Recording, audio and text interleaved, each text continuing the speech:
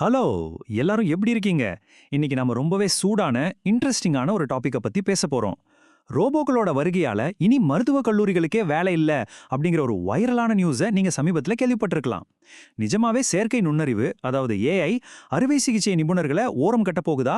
Science fiction கதைகள தாண்டி நிஜ உலக ஆபரேஷன் தியேட்டர்கள்ல என்ன நடக்குது? இதோட உண்மைத்தன்மை என்ன அப்படிங்கிறத இன்னைக்கு நாம ரொம்ப தெளிவா அலசப் போறோம். சரி, இன்னைக்கு நாம என்னென்ன பார்க்க போறோம்னு ஒரு குயிக் ஓவர்வியூ பாத்திரலாம். முதல்ல அந்த துணிச்சலான கணிப்பு என்னன்னு பாப்போம். அப்புறம் ரோபோக்களுக்கு சாதகமா இருக்கிற விஷயங்கள். அடுத்து சிவை ஓட்டுநர் சிக்கல், மருத்துவத்துறையோட கடுமையான விதிகள். அப்புறம் லாஸ்டா இயந்திரங்கள் மனிதனை எப்படி ரீப்ளேஸ் பண்ணாம மேம்படுத்த போகுது அப்படிங்கறத வரிசையா பார்க்க போறோம். முதல் பகுதி ஒரு துணிச்சலான கணிப்பு. இந்த ஒட்டுமொத்த விவாதத்துக்கும் அடிப்படை காரணமே இந்த விஷயம்தான்.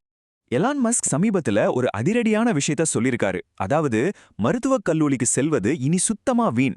ஏன்னா அறுவை சிகிச்சை நிபுணர்களை, அதாவது சர்ஜன்ஸை ரோபோக்கள் ரீப்ளேஸ் பண்ண போகுது அப்படிங்கிறது தான் அந்த ஸ்டேட்மெண்ட். அவர் டெக்னாலஜி உலகத்துல பல பிரம்மாண்டமான மாற்றங்களை கொண்டு வந்தவர். அவரை பலருக்கு பிடிக்கும், பலருக்கு பிடிக்காது. ஆனா நாம இங்க எந்த பக்கமும் சாயாம இந்த கூற்று நிஜமாவே லாஜிக்கலா சாத்தியமானு மட்டும் அலச போறோம். இதுல ஹைலைட் என்ன தெரியுமா? அவரு கொடுத்திருக்க டைம்லைன் வெறும் 3 to 5 வருஷங்கள். ஆமாங்க, ஆப்டிமஸ் மாதிரியான ஹியூமனாய்டு ரோபோக்கள் உலகின் பெஸ்ட் சர்ஜன்ஸை விட சூப்பரா ஆபரேஷன் பண்ணுன்னு சொல்றாரு. கேட்கவே கொஞ்சம் ஷாக்கிங்கா இருக்குல்ல. இரண்டாவது பகுதி ரோபோ மருத்துவர்களுக்கான வாதம். ஏன்னா இந்த கணிப்பை நாம அப்படியே உடனே தூக்கி போட்டுட முடியாது. அதுக்கு பின்னாடி ஸ்ட்ராங்கான சில காரணங்கள் இருக்கு. ஒரு மனுஷன் முழுமையான சர்ஜனா மாற எவ்வளவு காலம் ஆகுதுன்னு கொஞ்சம் யோசிச்சு பாருங்க. 4 வருஷம் காலேஜ், அப்புறம் 4 வருஷம் மெடிக்கல் ஸ்கூல், அதுக்கப்புறம் 3 to 7 வருஷம் ரெசிடென்சி, 10க்கு இன்னும் 1-2 வருஷம் ஸ்பெஷாலிட்டி ட்ரைனிங். அப்பாடா, ஒரு மனுஷன் தன்னோட வாழ்க்கையின் பெரும் பகுதியே இதுக்கே செலவழிக்க வேண்டியிருக்கு. மனிதர்களோட இந்த நீண்ட கால கற்றல் ப்ராசஸ் தான் ரோபோக்களுக்கான முதல் பெரிய அட்வான்டேஜ். காலம் மட்டும் இல்ல, பணமும் ஒரு பெரிய தடை. 1.5 மில்லியன் டாலர்கள், அதாவது நம்ம ஊரு காசுக்கு கிட்டத்தட்ட 12 கோடி ரூபாய். அமெரிக்காவுல ஒரு டாக்டர் படிச்சு வெளியே வர்றதுக்கு ஆகிற செலவு இது. இது சாதாரண விஷயமா என்ன? இதனாலேயே பலருக்கு டாக்டர் ஆகிறது ஒரு கனவாவே போயிடுது. மருத்துவத்துறையில பெரிய அளவுல டாக்டர்ஸ் பற்றாக்குறை வர இதுவும் ஒரு முக்கிய காரணம். இங்கதான் ரோபோக்கள் ஒரு கேம் சேஞ்சரா பார்க்கப்படுது. மனுஷங்களுக்கு இத்தனை தடைகள் இருக்கும்போது ரோபோட்டிக்ஸ் உலகத்துல நடக்கிற விஷயமே வேற. அதை ஏஐயோட ட்ரிபிள் எக்ஸ்போனென்ஷியல், அதாவது 3 அடுக்கு வளர்ச்சின்னு சொல்லுவாங்க. ஏஐ சாஃப்ட்வேரோட அறிவாற்றல், சிப்களோட வேகம், அப்புறம் ரோபோக்களோட கை கால் அசைவுகள், இது 3 சேர்ந்து அசுர வேகத்துல வளர்ந்துட்டு வருது. இந்த 3 ஒன்னா சேரும்போது அது ஏற்படுத்துற இம்பாக்ட் ரொம்பவே பிரம்மாண்டமா இருக்கும். மருத்துவத்துல வால்யூம் அவுட்கம் ரிலேஷன்ஷிப்னு ஒரு முக்கியமான கான்செப்ட் இருக்கு. சிம்பிளா சொல்லணும்னா, ஒரு டாக்டர் எவ்வளோக்கு எவ்வளோ அதிகமா சர்ஜரி பண்றாரோ அவ்வளோக்கு எவ்வளோ அவரோட கை நேர்த்தியாகும், நோயாளிகளுக்கும் ரொம்பவே நல்ல ரிசல்ட் கிடைக்கும். ஒரு மனிதன் தன் வாழ்நாள்ல எத்தனை சர்ஜரி பண்ண முடியும்? சில ஆயிரங்கள் பண்ணலாமா? ஆனா ஒரு ரோபோ ஒரு புது விஷயத்தை கத்துக்குச்சுன்னா கிளவுட் மூலமா உலகத்துல இருக்கிற எல்லா ரோபோக்களுக்கும் அந்த நாலேஜ் ஒரே செகண்ட்ல டிரான்ஸ்ஃபர் ஆயிடும். நினைச்சு பாருங்க, இது எந்த அளவுக்கு பவர்ஃபுல்னு. மனுஷங்களுக்கும் ரோபோக்களுக்கும் உள்ள வித்தியாசத்தை கொஞ்சம் கம்பேர் பண்ணி பார்ப்போம்.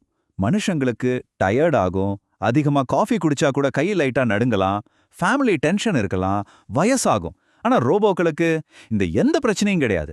டயர்டாகவே ஆகாது, ரொம்ப ஷார்ப்பா கட் பண்ணும். நம்ம கண்ணுக்கு தெரியாத அகச்சிவப்பு கதிர்கள், அதாவது இன்ஃப்ராரெட்ல கூட உடம்புக்குள்ள இருக்கிற உறுப்புகளை பார்க்க முடியும். பேப்பர்ல பார்க்கும்போது இந்த வாதம் ரொம்பவே ஸ்ட்ராங்கா இருக்கு இல்லையா? ஆனா நிஜம் அவ்வளோ ஈஸியானதா என்ன? மூன்றாவது பகுதி முழு சுய ஓட்டுநர் சிக்கல். இங்கேதான் நம்ம ரியாலிட்டியை ஃபேஸ் பண்ண போறோம். இங்க நீங்க பார்க்கறது ரொம்ப ரொம்ப முக்கியமான ஒரு விஷயம். இத ஆட்டோமேஷன் கேப்னு சொல்லுவோம். செல்ஃப் டிரைவிங் கார் உதாரணத்தையே எடுத்துப்போம். ஒரு வேலையோட முதல் 90% ஆட்டோமேட் பண்றது ரொம்ப ரொம்ப ஈஸி. நேரா போ, சிக்னல்ல நில்லு, இதெல்லாம் ரோபோக்களுக்கு ஈஸியா கத்துக் கொடுத்துடலாம். ஆனா அந்த கடைசி 10% இருக்கு பாருங்க, திடீர்னு ஒரு நாள் குறுக்க வந்தா என்ன பண்றது? குழப்பமான டிராஃபிக்ல எப்படி முடிவு எடுக்கிறது? இந்த எதிர்பாராத எட்ஜ் கேஸ்களை சமாளிக்கிறது தான் மிஷின்களுக்கு இருக்கிற மிகப்பெரிய சேலஞ்ச்.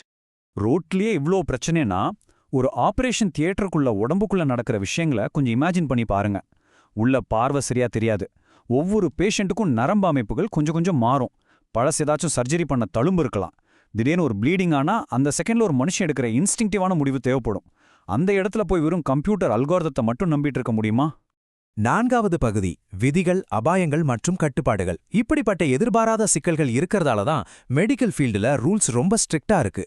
மருத்துவத்துறையில ஒரு சின்ன கருவியை கொண்டு வந்தாலே கவர்மெண்ட் அப்ரூவல் வாங்க பல வருஷம் ஆகும். ஏன்னா இது மனித உயிரோட சம்பந்தப்பட்ட விஷயம், தப்பு நடக்க சான்ஸே தரக்கூடாது. ஒரு சாதாரண ஹார்ட் மானிட்டருக்கே இத்தனை ரூல்ஸ் இருக்கும்போது கையில கத்திய வச்சு உடம்ப அறுக்க போற ஒரு பல்பனி ரோபோவுக்கு வெறும் 3 இல்ல 5 வருஷத்துல அப்ரூவல் கிடைக்குமா? சத்தியமா வாய்ப்பே இல்ல பாஸ். லீகல் ப்ராப்ளம் ஒரு பக்கம் இருக்கட்டும், லாஜிஸ்டிக்ஸ்னு ஒன்று இருக்குல்ல. ஏஐ சாஃப்ட்வேரை உருவாக்குறது ஃபர்ஸ்ட் ஸ்டெப் தான். ஆனா ஹார்ட்வேர், சாஃப்ட்வேர் அப்டேட் பண்ற மாதிரி ஒரு ரோபோவை டவுன்லோட் பண்ணிட முடியுமா? உலகெங்கிலும் இருந்து உலோகம், மோட்டார், பேட்டரின்னு எல்லாத்தையும் கொண்டு வந்து லட்சக்கணக்கான ரோபோக்களை ஃபேக்டரியில் அசம்பிள் பண்றது, இது அணுக்களை நகர்த்துற மாதிரி ரொம்ப டைம் எடுக்கிற ஒரு பிரம்மாண்டமான பிசிக்கல் ப்ராசஸ். 5வது மற்றும் இறுதிப் பகுதி, மாற்றுவதற்கு பதிலாக மேம்படுத்துதல். சரி, இதுக்கெல்லாம் என்னதான் கன்க்ளூஷன் பாத்துருவோமா?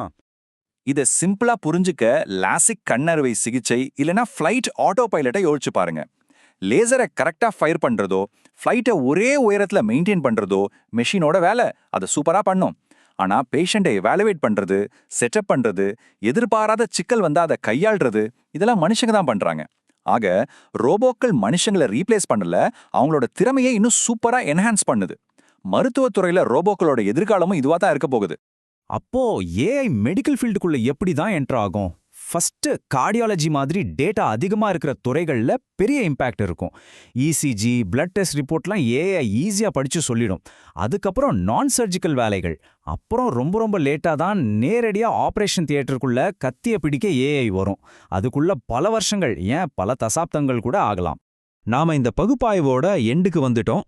3லிருந்து 5 வருஷத்துல ரோபோக்கள் சர்ஜன்ஸை தூக்கி சாப்பிடுன்னு சொல்றது கொஞ்சம் ஓவரான கற்பனை தான். ஆனா மாற்றம் கண்டிப்பா வந்துட்டு இருக்கு.